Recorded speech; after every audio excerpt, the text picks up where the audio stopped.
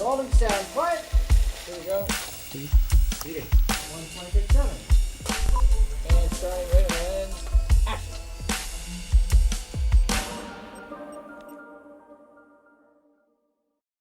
I'm Josh Block from Fort Worth.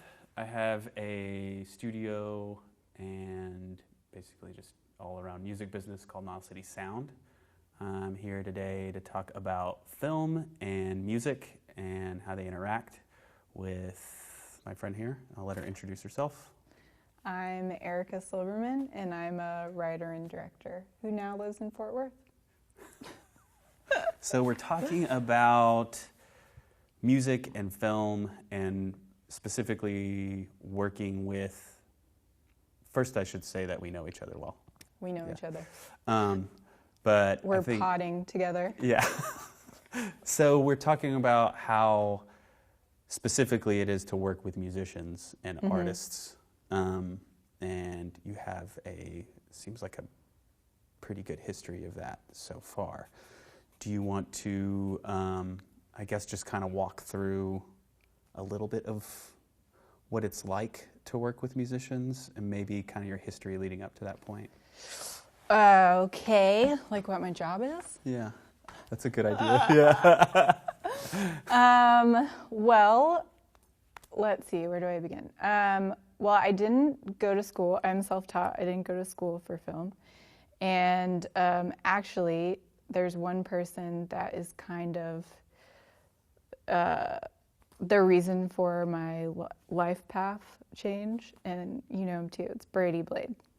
Brady? Mm-hmm. Really? He's like the reason why I'm doing this. So I was going to business school, and at the time, I dropped out. But I was dating this guy who was a musician, and he really wanted to score films. And so he met Brady in Shreveport, and he was like, I really want to score films. Like, what do I do? And Brady said, Brady is a drummer and a producer. Yeah, and he was a music manager. And a music manager. Yeah. And anyways, my ex met with Brady, and Brady's like, well, there's this film festival. You should just make something so you could score it. And so he came home and told me about it. I was like, oh, okay. So I wrote something, and I had a DSLR because I took photos, and just YouTubed how to edit and shoot, and I casted my elderly neighbor, and it ended up getting into that festival and then a ton of other festivals, and then got distributed, and then I was like, oh, this is cool. And so then I kept making shorts, and then we did my boyfriend and I did a commercial for the college, and then it just kind of like went from there.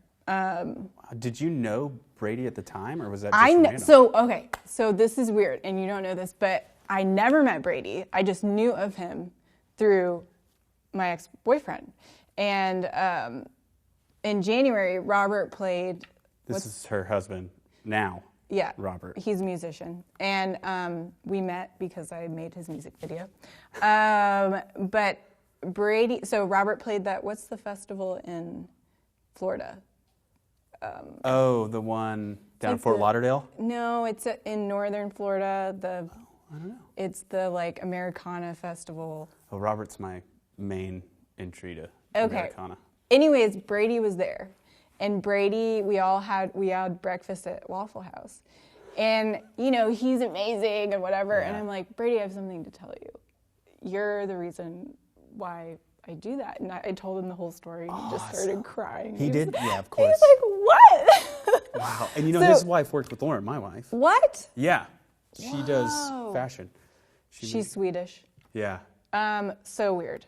Yeah. So that's kind of, Anyways, he is really responsible for, I grew up in the suburbs. Like, I never grew up around any filmmakers or anyone creative at all.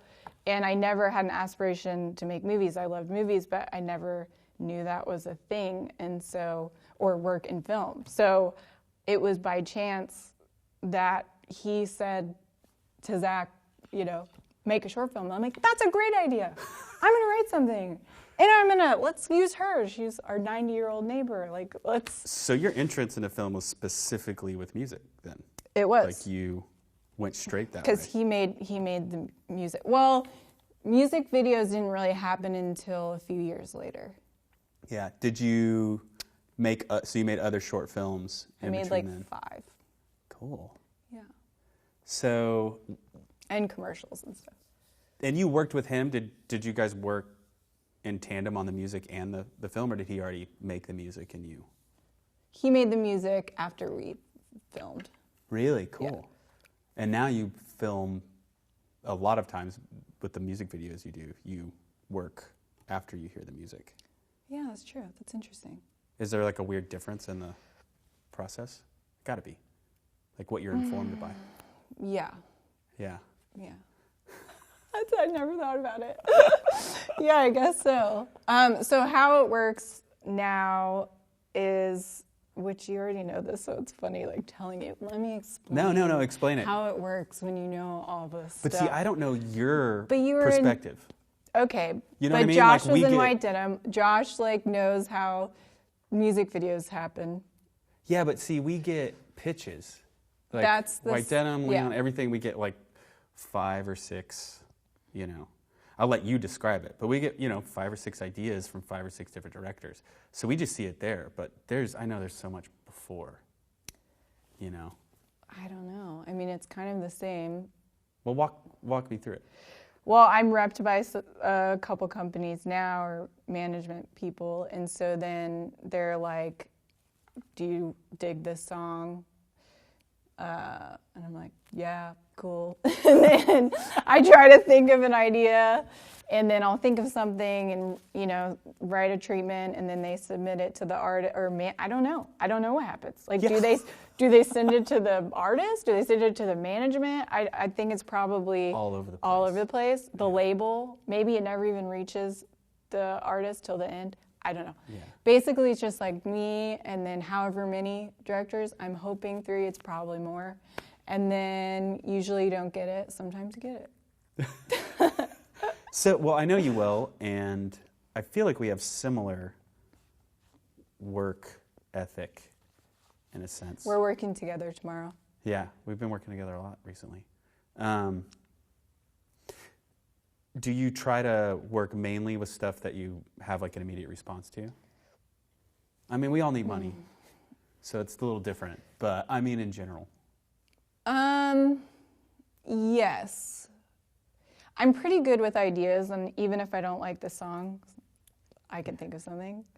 But because I like, with commercials, it's really specific on what you're shooting, and you don't have a lot of freedom to experiment.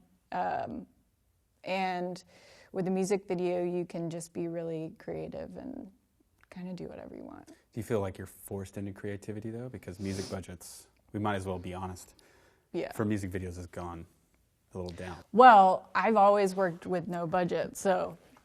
Yeah. Do you think that informs like filmmaking? Like making shorts, or you're writing a feature? Not really my writing. I feel like especially with my reps, like I'll write these things and they're like, come on, like we don't have $1 million, this is like a $40,000 budget. But I'm like, but you could just get that prison shot. Like, let's just get a guy with like one camera, like then the musician, like just pull up. Like, we don't need a permit, just shoot it, you know. And then they need a 10-person crew, and they need this and they need this. But you don't need that all the time. Yeah. At least that's how I think about things, because I never had money to make anything in the beginning, so I automatically think of that, and I think it helps me a lot. I think that's good. Yeah, I think similar from my career on the other side of the whatever this is. It's cool because our industries, it's so strange. They speak really well together. I think there's like a thing that happens when with your senses when you hear something similar when you see it. And they kind of are like they necessitate the other. Film and music, they work so well together. Sound and vision. Okay, so back to this, where they kind of intersect and you give the label or artist or God knows who, from your perspective, and then you do get it. What next? How does it feel? Like, what's your process when you are communicating with the artist? You know? Well, I mean, usually, okay, let me back it up because I feel like it might be different for everyone on like how they get to this point. Right. You know, my experience was I had, made short films and commercials, and then I was in Austin, and I was friends with this chick, and her boyfriend was a rapper, and he's like, "You want to make a music video for me?" And I'm like, "Never thought about making a music video. Would love to," And then we made it, and then I had met Robert through mutual friends, and I convinced him to let me write something for him. And then it was me and a couple other people, but he didn't have like an idea, he's like, "Sure, whatever, if you want." And then I made that video, and then from there it was like one after another. Well, it was just, branch. I was in Austin, and then someone watched that, and then I got representation. But when you pitch it and then say I don't know it's different when you know the person. Yeah. So it's just two different feelings and like experiences. So like I knew Robert first, and then I pitched it, and then his people were like, "Yeah, let's do it." Then I got it.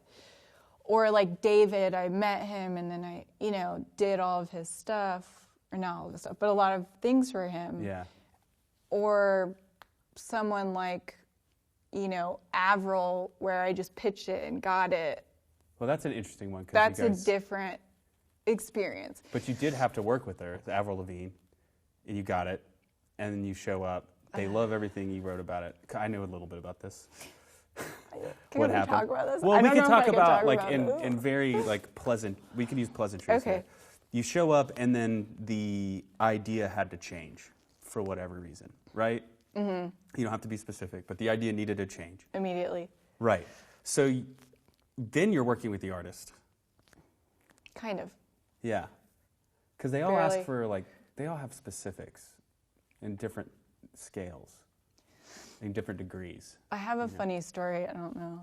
Basically, okay, so it was a normal situation where a rep was like, "Do you want to write for Greg Allman?" It's his, the first song to come out after he died. And I was like, "Yeah, I'll write for it."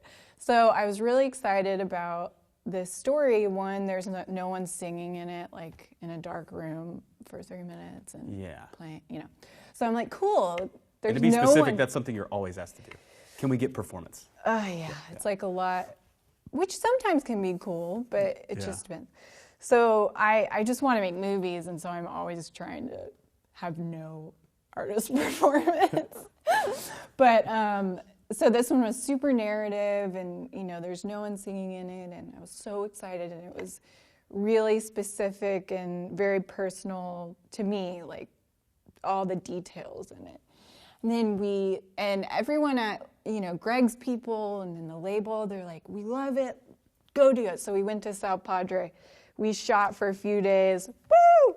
And then I was so stoked, like I edited it, because I edit too. I put it all together, like send it over. No. I get a call from everybody like, "We can't release this." What'd you do?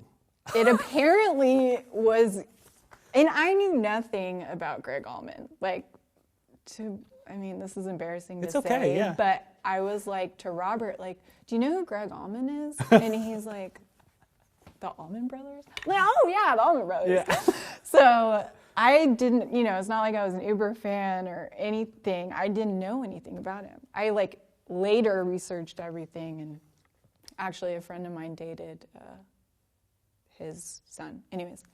But so yeah, I put all this together, and they're like, "We can't release this. One, the guy you cast looks so much like Greg Allman. He walks like Greg Allman. The dog you got from the trailer park guy He had that dog. The girl that you hired to be his daughter looks just like his ex-wife. Like, or the woman he was married to when he died was like, 20-something. All these things, like he did scratch-offs. He did this. It was and like... you didn't mean for any of this stuff. I was just thinking of my dad, And so I had to the video's not good, guys. And I had to cut it where like you never saw the guy's head. And it just had like no... There's good shots in that video. You should see the one the director's cut. And then I put the director's cut out, and then they threatened to sue me, so I had to take it off. Whoa. But, it was just weird how, like, he lived, the guy walked like him, But they all seem weird, right? Like, having to work with an artist. It's just always, like, sometimes they have no input, I would imagine. Sometimes they have tons of input, I'd imagine. I haven't worked with anyone that has, other than Robert. I've never worked with anyone that has a lot of input. Really? They're just kind of like cool. They show up. Yeah, that was kind of a thing with White Denim.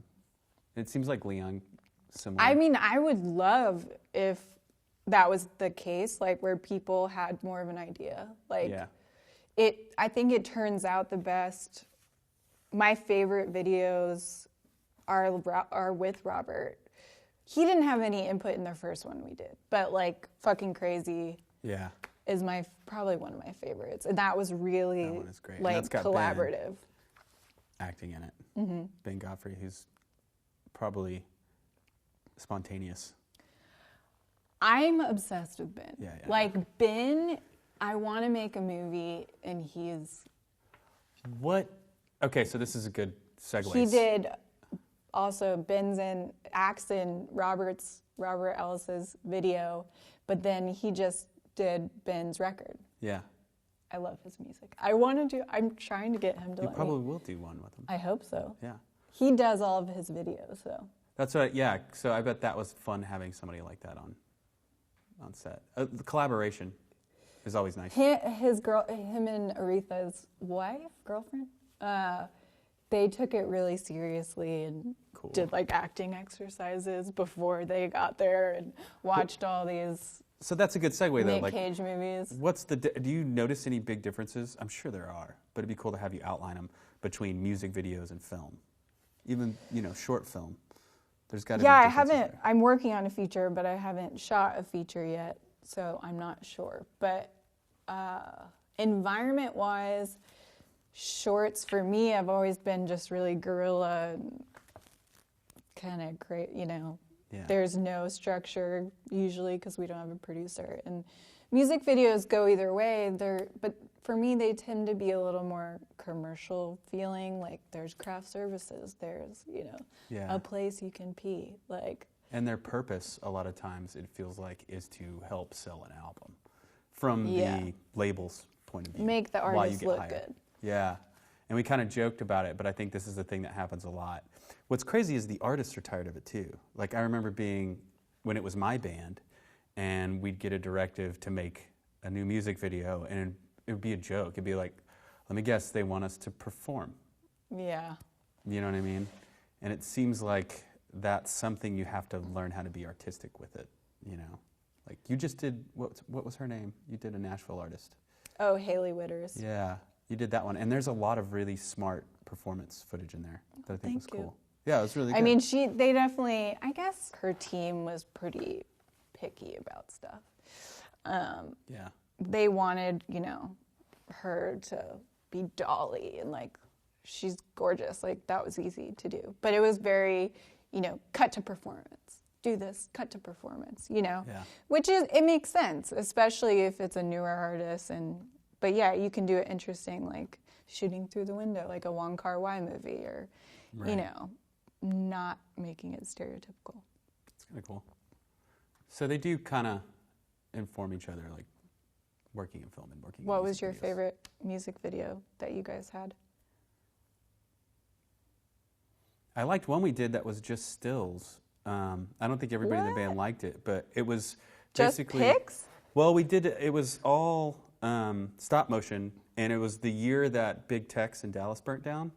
And we did one where these two artists from Dallas, the Bryans, they're both named Brian, and they're a couple. Must be confusing in their house. Yeah, both their names are Brian, and they're really fantastic artists. And they do a lot of like, what is it, Trompe Louis? Is that how you say it? I don't know. Where you like look at a wall and it's like, is there a garden out the window, or is that just a painting? You know, three-dimensional. They make the paintings Look like you're staring outside a window. They're so talented. Anyways, they did a that's so video romantic. where they did us as we were each individually a different version of Big Tex, and it's like spinning around us and we're on fire. Cool. And I love that one. But also because I haven't seen that. they like met all the requirements. It looks like performance footage. It's got us in it, our likeness. But then, you know, from a concept, it was pretty cool. And I like insider knowledge. Like people might have to look it up. Like, why are they cowboys on fire? You know, and they look up. Oh, wow! It's like this famous icon, Big Tex that burnt. I like that. I like narrative. It's narrative. It's not always like, you know, not all label or, you know, everyone at the label or people want performance. Like the last one I was going to do, they were down for narrative, and he's a newer artist, and they didn't care at all. Yeah, they were just like, let's make a Coen Brothers movie.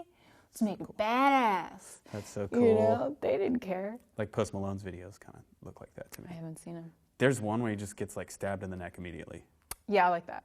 It's just like, what? Amazing. Yeah. So, okay, so now you're in Fort Worth. We're neighbors. Blocks away from the blocks. Yeah, we're like a block and a half from each other.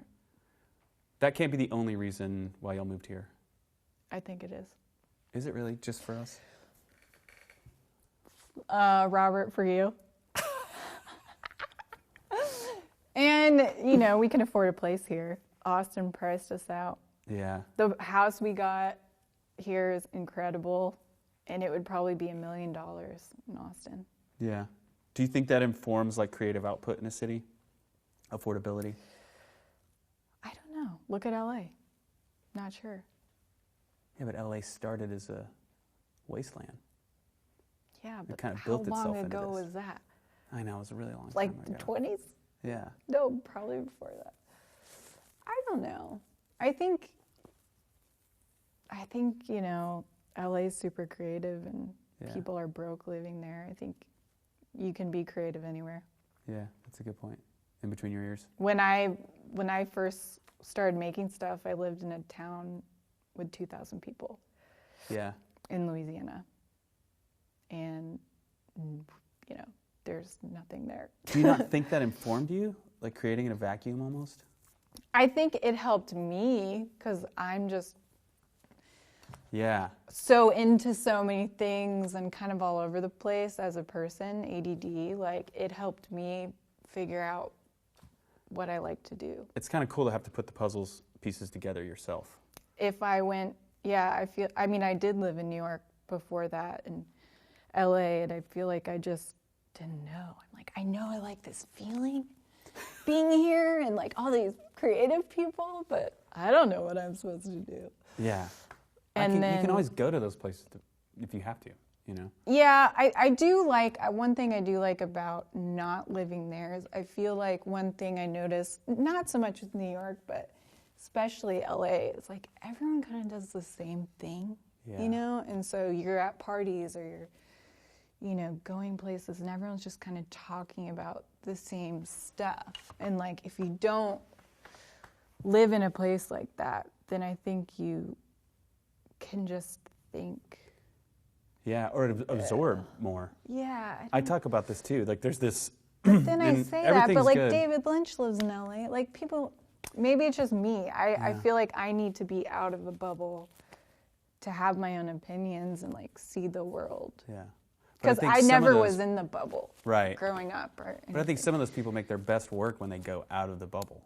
Like David Lynch makes films about things that, you know, are LA and aren't LA.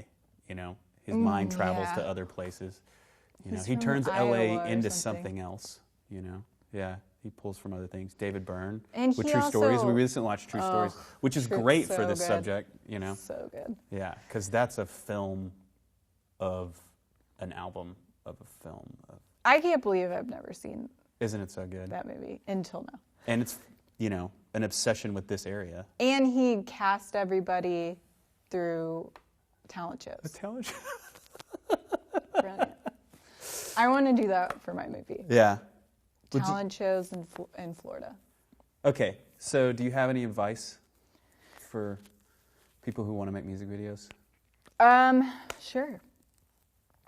I think, I mean, you could just kind of like let it happen to you, kind of like I did. But then I also, you know, was proactive about like reaching out to someone and let me write for you. You could do that. But also, I have a few friends where they really wanted to make music videos and they found a song that they loved and they knew that there was no music video and they just made it and then sent it to the artist afterward, and that became that music video. So that's a way to do it. I mean, that's ballsy, and you know, if you have the money to do something like that, that's great.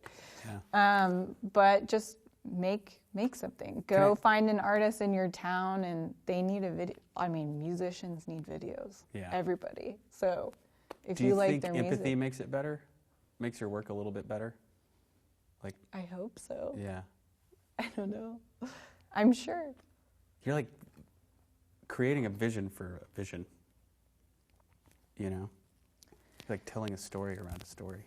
I don't really think about it. Cool. I remember being a kid. Well, so this is interesting because he's older than me, and he grew up. Barely. How much? 8 years? I'm actually 9 more, years? 9 years older. So he grew up in music video culture. Yeah. That is like a big thing. I got asked this recently, you know, like, well, you grew up and actually I never watched music videos ever. That wasn't a thing when I was growing up. I saw the transition and it doesn't feel that crazy. Like the transition from MTV to Yeah. obsession with YouTube. It doesn't feel that different. But that was later. Like Yeah. YouTube wasn't until I was older. Yeah, you like were just that was plopped in the never spot. a thing. Like Robert and I talk about, we never watch music videos. So for me, it was like we were always on the run growing up, or like driving somewhere. I just remember driving, always driving somewhere. And there was just music always on. I feel like, and I've heard Birdie say this, like I was just in the back, like making up a movie. Like, so I was making music videos, but I didn't realize it until later when I actually started making music videos. Like, oh, I've always done Cool. this in a weird way. And her, you know, Birdie, your daughter, was like, I just like to watch the movie in my head. Really? Yeah, we were driving and she's like, turn it up. And then later she's like, yeah, I just like to watch the movie playing in my head. That's why she likes to repeat a song, same song. over and over and over, because she's making a movie in her head. Yeah, she hasn't finished that scene, writing that one scene. It's really cute. That's and I cute. totally get her. I totally understand. That is cool. Yeah, It's cool you get to still do that. it is cool. Yeah. So I don't like feel pressure about making this artist's video mean something to them. I'm just like, what comes up? I honestly don't even listen to the lyrics. See, which I is think that's crazy. Well, no, that's good. But I think just that's kind of like, what do I see? And it ends up later. I'll see the lyrics. You know, they'll send it to me, and I'm like, wow, that's weird. That worked. yeah. You just kind of. Well, that's cool because that's not advice. But that is the best advice. Like, just make something really that speaks to you and that you care about, and then it'll do really well. I think so. Yeah. Okay. So. Thanks, thank Josh. you. Yeah. Thanks, It everybody. was so nice doing this officially instead of on the porch. I know. Yeah. Minus the beers, I guess. Yeah. Well, cool. Thank y'all. Thank you. I hope you enjoyed it.